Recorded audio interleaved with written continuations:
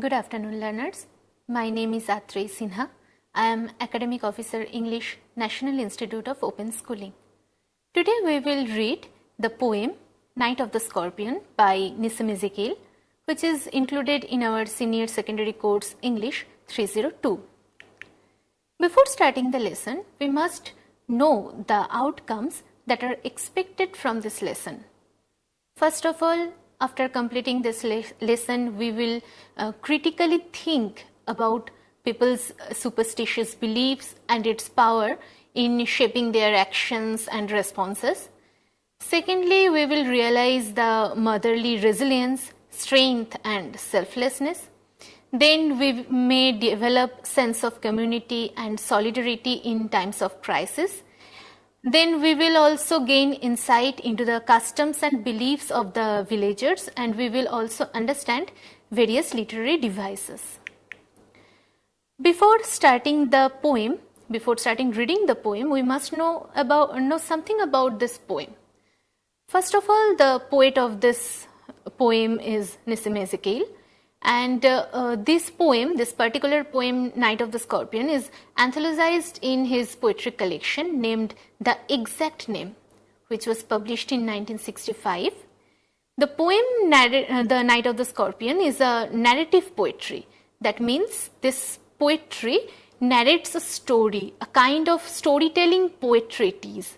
So this is a narrative poetry, and the narration is a first person narrative. And also we must know that this poem is written in free verse. Free verse means that this poem has no particular rhyme scheme. So those poems that has no particular rhyme schemes, we call that poem a free verse poem. So let's start the poem. I remembered the night my mother was stung by a scorpion. 10 hours of steady rain had driven him to crawl beneath a sack of rice. So the poem opens in a retrospective fashion, and the speaker starts the story without using unnecessary phrasing or any extra words. He gets right to the point, directly to the story itself. He remembers well that rainy night when her mother was stung by a scorpion. The poet is of the views that the heavy rain, which lasted for 10 hours, made the scorpion crawl beneath a sack of rice. And also, the poet employs here a matter-of-fact approach in order to recollect the tragic event of a scorpion beating his mother. The incessant rain, the unending rain, drove the scorpion to look for a shelter as an act of survival, and the phrase shows the poet's sympathy towards the scorpion. The next lines that parting with his poison, flash of diabolic tail in the dark room, he risked the rain again. Eventually, the scorpion stung the poet's mother. It happened so fast that the speaker describes the act by using the word flash. Now the poet says that after biting his mother with its diabolic tail, the scorpion went back to rain outside again. And the sting of the scorpion's tail caused much pain to the poet's mother. And he therefore calling its tail a diabolic or devilish, monstrous. The poet here shows sympathy as well as anger towards the scorpion. He is angry when he talks about its biting to his mother, and sympathetic as well when he talks about it's going to rain again. He has to survive in the rain again. Now, next lines.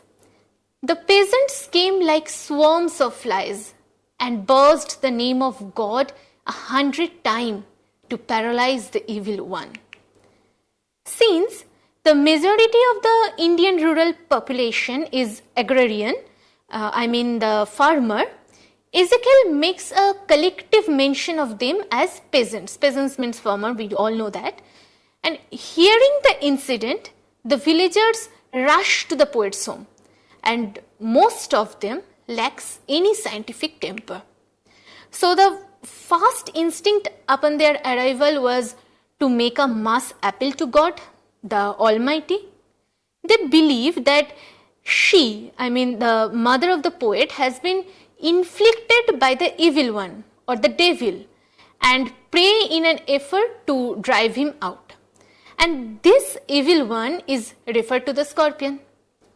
And this referring reinforces the superstitious belief of the villagers that the scorpion is an embodiment of evil. But the poet is not happy with them. He calls them swarm of flies, right? The people have come with good intentions, but they are so numerous that none can do anything that would help. They all are devoted to the same purpose, praying in the hope of saving the mother. However, the peasants showed up to help in whatever way they could, and this points to a sense of togetherness and sympathy among rural Indians, which is one of the important values in Indian tradition. Now, next few lines. With candles and with lanterns, throwing giant scorpion shadows on the mud-baked walls, they searched for him. He was not found. Mud-baked walls. This term indicates that traditional village of India, right? So, in this few lines, the poet explains how the villagers put an effort to hunt the scorpion. They searched with both candles and lanterns, and the light of the candles and lanterns throws shadow on the mud wall, and that, according to the poet, is in the shape of a scorpion. So now this people, the shadow of this people have become a scorpion. And most importantly, these people do not know that the scorpion had fled already, as the narrator knows, and we, the reader, also know. But the villagers don't know. And the shadow of these villagers is representative of their primitive fears that something evil is lurking just where they cannot see it. Now, the few lines. They clicked their tongues. With every movement that the scorpion made, his poison moved in mother's blood, they said. The villagers had begun searching for the scorpion, but their search was in vain because the scorpion has already fled. But their disappointment is expressed through the expression that they clicked their tongues. They were tensed. They believe that the poison spreads across the body with the movement of the scorpion. If the scorpion moves very fast, then the pain of the mother will be increased. So, if the latter is stopped and paralyzed, the poison effect can also be controlled. And this idea is a superstition. And the poet knows that very well. And that is why he couldn't regard the coming of the villagers to his home. So, or more few lines. May your suffering decrease, the misfortunes of your next birth, they said. May the sum of evil balanced in this unreal world against the sum of good become diminished by your pain. May the poison purify your flesh of desire and your spirit of ambition. Having failed in finding the scorpion, the peasants now offer a bit of consolation for the mother. They begin giving their own interpretations to the biting of the scorpion. Some of them assumed that she is going to die and said that the pain that she is suffering from will decrease her troubles in her next birth. And some others put forward that her good deeds will be balanced against her bad deeds because of the bite of the scorpion, because she is already suffering from some pain. Some others said that the poison will purify and refresh her flesh of desire and her spirit of ambition. Next lines. They said, and they sat around on the floor with my mother in the center. the peace of understanding on each face. So finally, the villagers have given up their search for scorpion because it is not found, and they are now sitting around the mother. All they could do now is only sympathize with her suffering, and all of them seem to be in peace because of their thoughts, and it seemed to the poet. More candles, more lanterns, more neighbors, more insects, and the endless rain. My mother twisted through and through, groaning on a mat. So more and more people come with candles and lanterns. Here the endless rain is the reflection of the endless neighbors that have come to the house of the poet. So the poet's mother is, however, crying and rolling on the mat with severe pain, and it can be assumed that quite a large crowd has gathered around the mother, and many there to help, and probably some there just to observe. Here Ezekiel puts forth the neighbors and the insects into the same category. For him, the neighbors have come only out of curiosity about another person's suffering and distress to enjoy their suffering and distress, just like the insects that are flying to the sources of light for warmth. My father, skeptic, rationalist, trying every curse and blessing, powder, mixture, herb and hybrid. He even poured a little paraffin upon the bitten toe and put a match to it. So at this point, the father of the speaker is introduced into the poem, as he is only one, otherwise nobody cares for the mother except for the father, who is a skeptic as well as rationalist, and his character is in contrast with the all superstitious villagers, the majority superstitious villagers. And this person, the father of the speaker, leaves no stone unturned to cure his wife, to cure the mother of the speaker. He uses powder, mixture, herb, hybrid to help her to recover from the pain. He even poured a little paraffin upon the bitten toe of the mother, and then he fires it up. He is so desperate to cure his wife that he has forgotten his reason. Next lines. I watched the flame feeding on my mother. I watched the holy man perform his rites to tame the poison with an incarnation. The narrator now watches the flames of the fire burning on the skin of his mother. Interestingly, there is no mention of how he failed, right? He only narrates the event in a detached and an objective tone. And he narrates that it seems to him that the holy man performed his rites to tame the poison with an incantation. And the phrase again refers to superstitious people of the village who believe in irrational measures to cure a person. And throughout the poem, a number of different remedies are tried in an attempt to save the mother, but none of them help. After 20 hours, it lost its sting. The effect of the sting lessened eventually, and it's by nature. The mother ultimately recovers from the poison after 20 hours, and her pain subsided on its own. And these lines hint at the fact that nature always wins over humans. No matter how much the peasants, the neighbors, the father tried to cure the mother, the cause lost its effect with the natural course of time only. Then my mother only said, "Thank God, the scorpion picked on me and spared my children." Now, towards the end of the poem, the chaos and commotion finally came to an end, as the mother was feeling a bit relieved after the long cycle of suffering. The last line is quite emotional and heart-touching.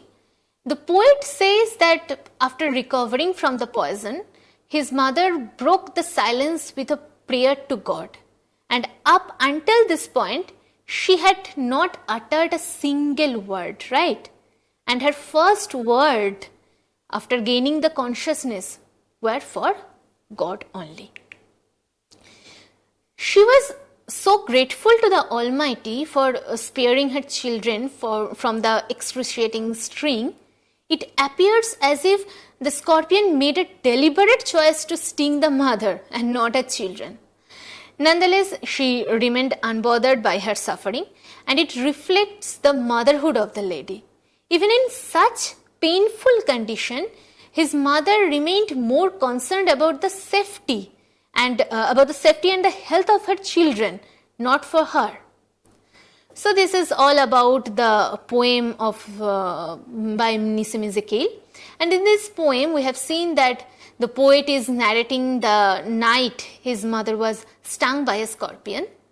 The rain was continuing steadily for several hours. At first, the scorpion had hidden behind a sack of rice, but having bitten her, it parted with risking the rain again. So that scorpion had fled. The people from neighboring house to come and search for the scorpion, but in vain, as they could not trace it. But when the bite started corroding the self of the mother, the news spread it around, and more people from nearby started coming, just like the swarm of flies. And they all come in bunches and batches. They are buzzing the name of God, and they are trying to paralyze the effect of the sting and to pray for the mother's recovery. And with candles throwing giant shadow cast against the mud-baked walls, they searched for it, but could not find it. They clicked their tongues with regard to the connection between the further movement of the scorpion and the increase in pain. If the scorpion had sat still, the pain could have been stable. A few of them asked not to disturb the scorpion, that's why. And some talked of the karma and dharma, good and bad, and their balancing, while the others said about the lessening of misfortunes and the purification of the flesh, and for granting of one more life or time. And the mother was lying at the center of the floor, and they went on discussing and debating. But all of them had been just with the good wish of seeing her recovered, and the faces of the neighbors too showed the peace of understanding shining on each of them. The mother twisted through and through on a mat while bearing the pain, with the men and women wishing her early recovery. And as it had been a raining night of endless rain, same the people had been with more and more lanterns and candles in their hands or to see her writhing in pain. But his father, a skeptic and rationalist of his type, thought in his own way. He tried and applied everything as far possible, be it cards or blessing or powder, mixture, herb or hybrid. He tried to tame the pain through mantras as well. And he tried to apply the paste on the bitten toe to give some relief. But in the end of all, his father burned the matchstick to put it over the paraffin oil applied to. And the fire flames went on feeding upon for a few seconds. And the pain mitigated after 20 hours, and she regained her consciousness. But when she came to her sense, she thanked God as for picking her and sparing her children. And this is all about the story of this poem named The Night of the Scorpion by Nissim Ezekiel. Now we will see some important theme of this poem, just like superstition, karma philosophy, purification in suffering, and motherly love. We will discuss all these things one by one. First, the superstition.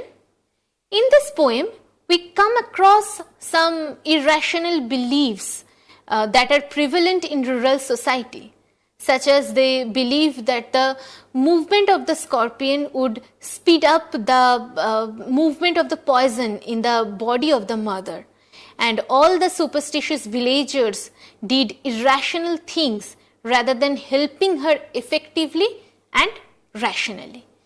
Then the karma philosophy, and he is saying that the rewards or punishment are the results of one's own karma or deeds. And then we have the purification in suffering. It is said that suffering will purify the mother of her bodily desires and ambitions that are material. Then we have the motherly love, the unconditional love of a mother has for her children. Now, the most overwhelming and dominant theme of this poem is that unconditional love.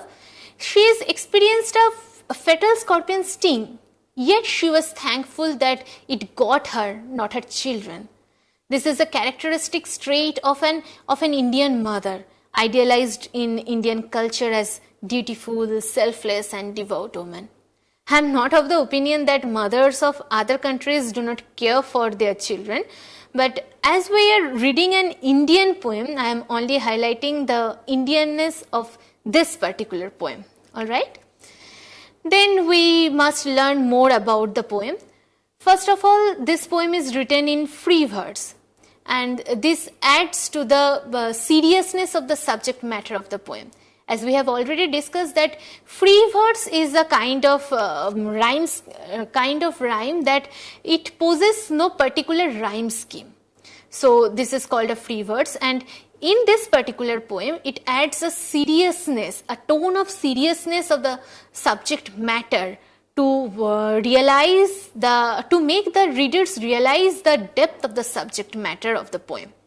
Then we have dramatic irony. Nissim Ezekiel has employed dramatic irony in this poem. Dramatic irony is a situation where the audience knows more about what's going on than the characters. It is actually employed in drama, or latter day it is now employed in movies as well on screen. But here Nissim Ezekiel has employed it in this poem. That situation when the villagers are searching for the scorpion, but the poet knows, and as well as we, the reader, know that the scorpion is already fled, but that villagers do not know. Now the villagers are the character on the stage. If we think that this poem is a drama, then the villagers are the character on stage, and we, the audience, know that what has already happened, but the villagers don't know. This situation called a dramatic irony. Now there are some literary devices employed in this poem. First of all, there is alliteration. Alliteration is the repetition of consonant sound. For example, the phrase stung by a scorpion. Here, the S sound is repeating. Stung starts with S and scorpion start with S. So, stung of the scorpion, in the full phrase, the sound of S, the sound of consonant S is repeating. So, here it is an example of alliteration. In the same way, the second example, risked the rain. I have underlined the consonant which are repeating actually. So, here risked the rain, the R sound is repeating. Poison purify, the P sound is repeating. Herb and hybrid, H sound is repeating. Flame feeding, so F sound is repeating. So these all are examples of alliteration. The next literary device is onomatopoeia. Onomatopoeia is a literary device which is formed where the word is formed from a sound, where there is a sound which is very popular, and that sound is used as a word. For example, buzzed the name of God. Buzzed. We use the word buzz with the sound of bees, right? But here the poet is saying that buzz the name of God for the villagers. Now the word buzz is a sound that that is made while various bees are flying at the same time in a group, but that sound is used as a verb in this poem and used in this line, in this poem. So buzz the name of God. Similarly, they clicked their tongue. Here the clicked, the sound click, it is a sound, but here it is used as a verb. So they clicked their tongue. It is also an example of onomatopoeia. Then groaning on a mat. So the mother of the speaker was suffering from pain and she was groaning. The sound of suffering, the sound of bearing a pain is like a groan. And here it is using as a word that groaning. So buzzed, clicked, groaning, all these are examples of onomatopoeia. Next we have simile and metaphor. Simile and metaphor are quite similar, but there are some differences, and we will surely look into that differences after a short break. Till then, be with us. Thank you.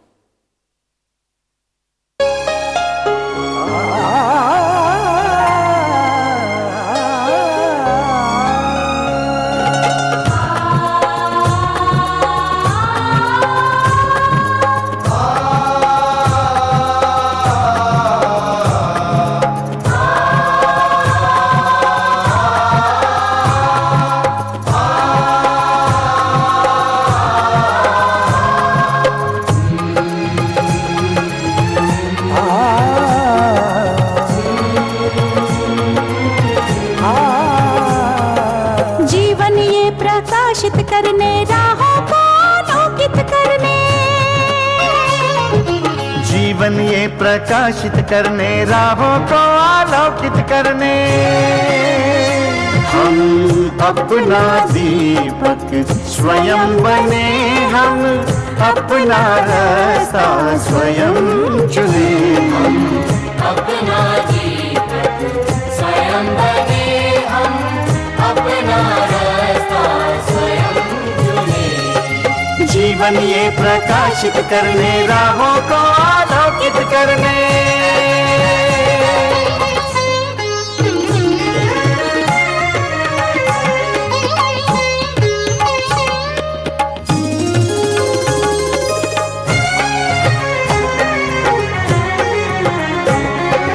धन साधन समय की सीमा से विद्यालय जो मुक्त हो, धन साधन समय की सीमा से विद्यालय जो मुक्त हो,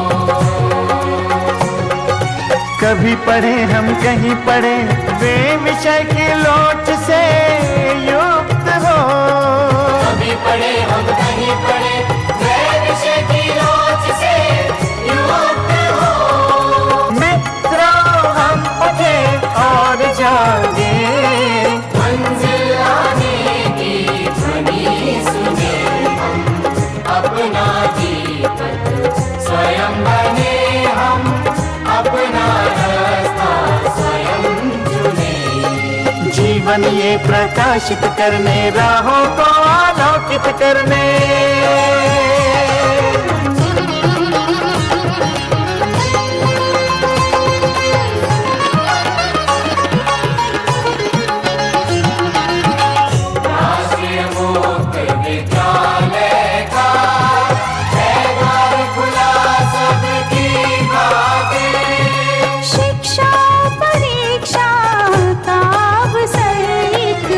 बार ही क्यों मिलता फिर शिक्षा परीक्षा का अवसर एक बार ही क्यों मिलता फिर दुनिया में इसके केंद्र बहुत, कोई मन चाहा केंद्र चुने, हम अपना दीपक स्वयं बने, हम अपना रास्ता स्वयं चुने, कोई मन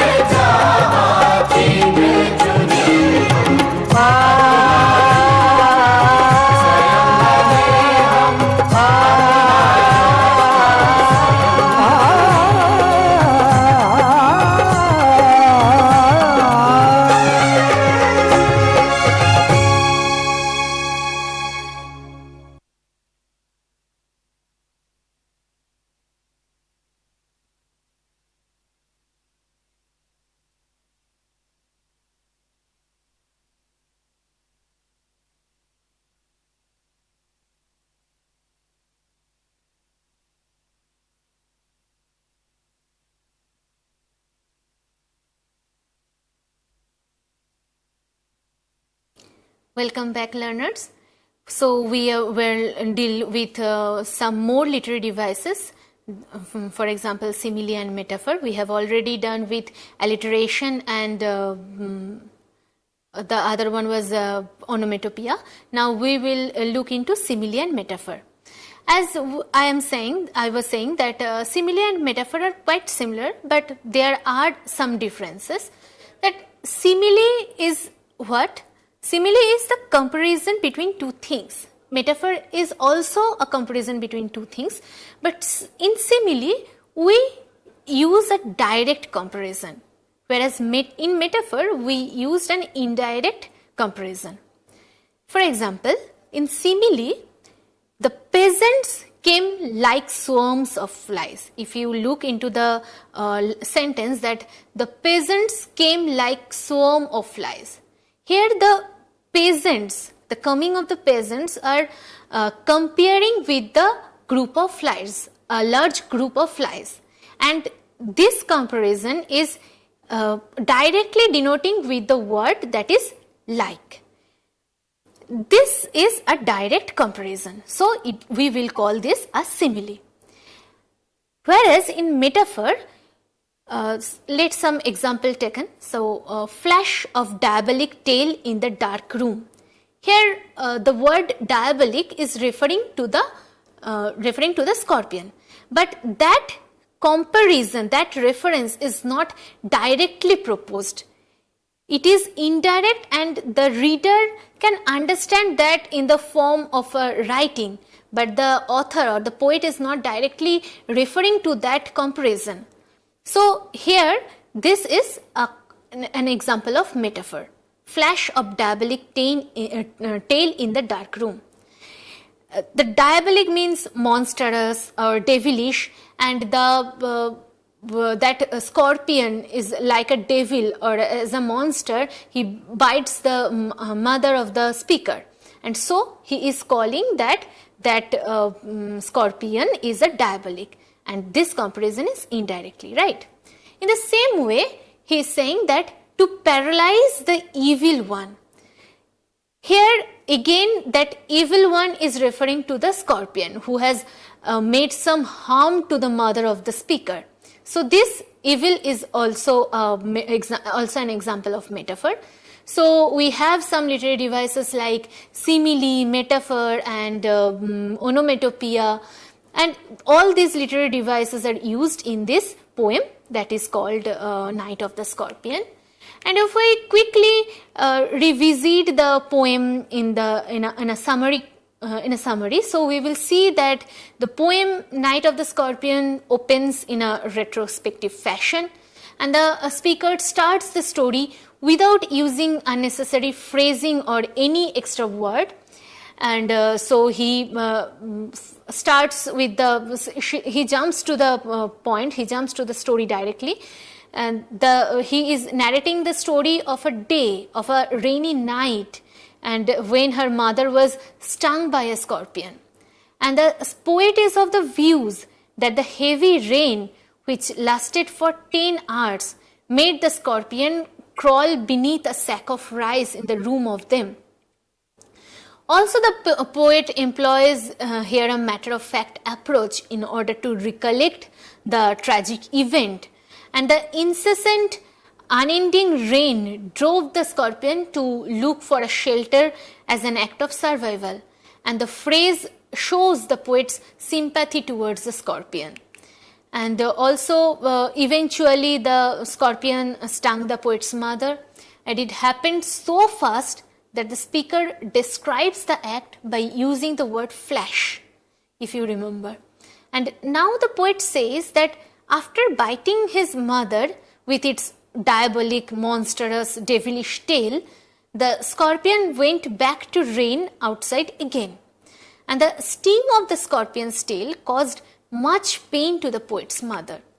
And the poet therefore calling its tail a diabolic or devilish. And the poet here shows sympathy and anger towards the scorpion at the same time. He was angry because that scorpion has bitten his mother, his loving mother, and he was also sympathetic because that scorpion has to risk the rain again. He has to go out to risk the rain again. So he was angry and sympathetic to the scorpion at the same time. And since the majority of the rural population is farmer by profession, Ezekiel makes a collective mention of all the villagers as peasants.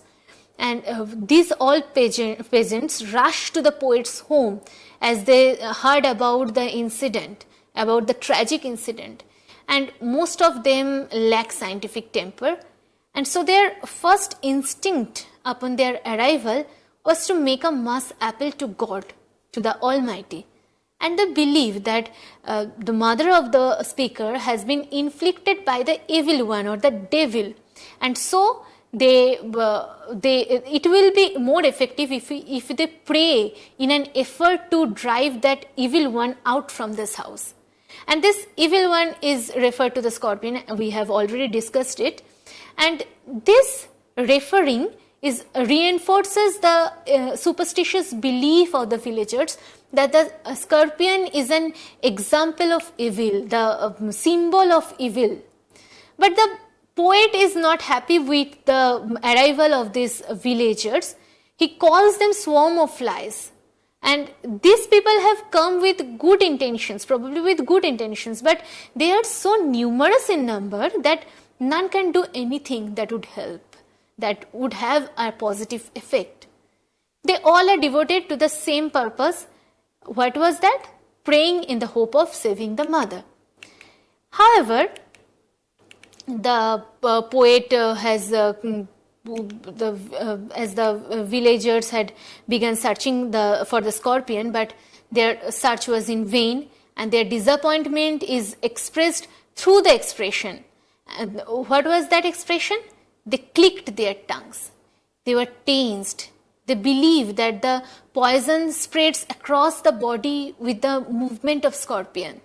So if the latter is stopped, if the scorpion is stopped and paralyzed and is dead, the poison effect can also be controlled. And this idea is the superstition as well. And the poet knows that very well. And that is why he could not regard the coming of the villagers to his home. So, having failed in the finding of the scorpion, the peasants offer a bit of consolation for the mother. They begin giving their own interpretations to the biting of the scorpion, and some of them assume that she is going to die as well. And even that the pain that she is suffering from will decrease her troubles in her next birth. And some others put forward that her good deeds will be balanced against her bad deeds because of the bite of the scorpion. So others say that the poison will purify and refresh her flesh of desire and her spirit of ambition. And finally, the villagers have given up their search for the scorpion. And they are now sitting around the mother. All they could do is sympathize with her suffering. Till now, the scorpion was at the center of this poem. But from now onwards, they all focused on the suffering of the mother. The mother is now at the focus of the poem. And all these villagers are all remain in peace. And as his mother is crying and rolling on the mat with severe pain, and it can be assumed that quite a large crowd has gathered around the mother, and many there to help, and probably some there just to observe. And here Ezekiel puts forth the neighbors and the insects into the same category. For him, the neighbors have come only out of curiosity about another person's suffering and distress to enjoy those things, just like the insects flying to the source of light for warmth. Now, at this point, the father is introduced in the poem for the first time. Till now, nobody cares for the mother except the father, who is a skeptic and rationalist person. His character is put in contrast with the superstitious villagers, and this person leaves no stone unturned to cure the mother. He uses powder, mixture, herb, hydrate, all very things to help the mother recovering from the pain. He even poured a little paraffin upon the beaten toe and then he fires it up. And he was so desperate to cure his wife that he has forgotten his own reason. And the narrator watches the flame of the fire burning on the skin of the mother, and he was narrating the event in a detached and objective tone. He narrates that it seemed to him that the holy man is performing his rites, his rituals to tame the poison with an incantation. And the phrase again refers to the superstitious people of the village who believe who believe in irrational measures to cure a person, not in a scientific way they could thought. And throughout the poem, a number of different remedies are tried and applied to the mother, to the suffering mother, in an attempt to save her, but none of them help. And the effect of the sting lessened eventually in his own way, and the mother ultimately recovers from the poison after 20 long hours, and her pain subsided on its own. And these lines hint at the fact that nature always wins over humans. And no matter how much the peasants, the neighbors, the father, the poet tried to cure the mother, the cause lost its effect with the natural course of time.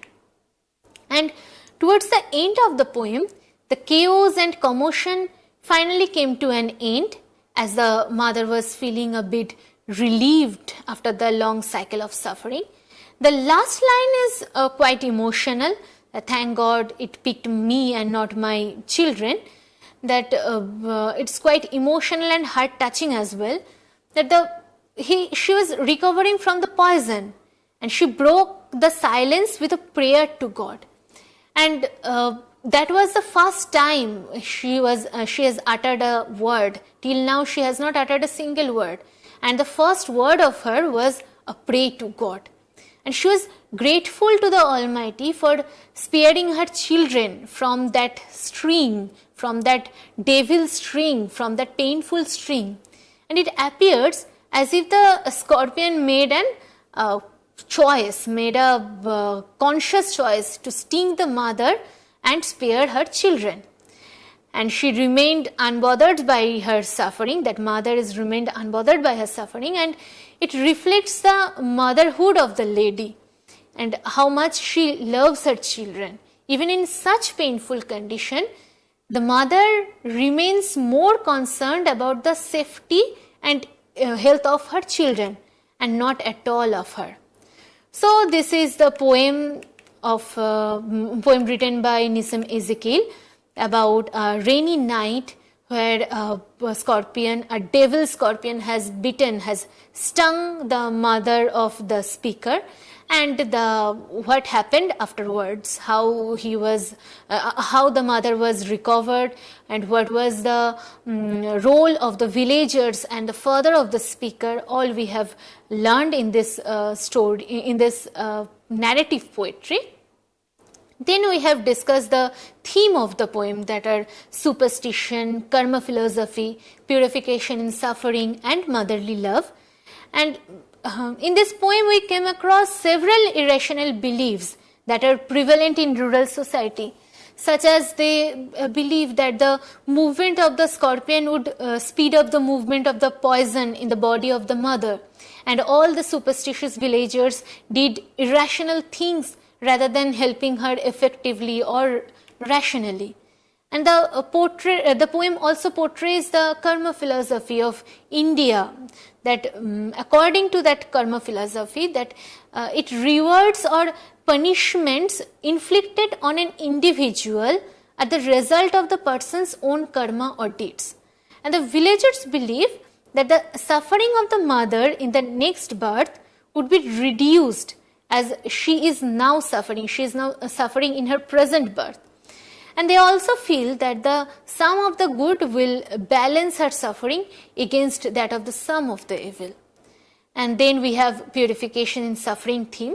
And the villagers are told that her suffering will purify her of her bodily desires and ambitions that are very materials. The desires, ambitions, all are very materials. And of course, this mother also has some desires and ambitions. She must have some desires and ambitions. And these all material things will have polluted her body. So this suffering will purify her body, bodily desires and ambitions. And this will bring her soul closer to the all-powerful Almighty God. And the most overwhelming and dominant theme of the poem is the unconditional love of a mother for her children. And she has experienced a fatal scorpion sting, and yet she was thankful that it got her, not her children. And this is a characteristic trait of every mother everywhere in the world. And idealized, it is also idealized in Indian culture, as a mother must be a dutiful, selfless and devout woman, just we have seen in this poem itself, that this mother is always concerned about the safety of her children and not for herself. So even after suffering a huge pain, she is thinking about her children only, not about her suffering. She is not talking about her own suffering, how much she has suffered, but she is thankful to God that she is suffering. She has suffered, not her children. So also we have discussed that this poem is written in free verse, and Nissim Ezekiel has employed dramatic irony. Free verse has added the seriousness of the subject matter of the poem, and dramatic irony is also employed, which is conventionally used in the drama. But here Nissim Ezekiel has employed it in this poem as well, because this is a narrative poetry and more like a drama. And then we have literary devices like alliteration and onomatopoeia and simile and metaphor, and we have discussed some examples of that. So at a glance, we have in this poem we have read about the night when the poet's mother is bitten by a scorpion. Then we have exposes the superstitions that dominate the minds of the Indians, and then finally we have presents the motherhood of a lady who only thinks of her children even in the worst condition. That's all from this poem, Night of the Scorpion by Nissim Ezekiel. Thank you very much.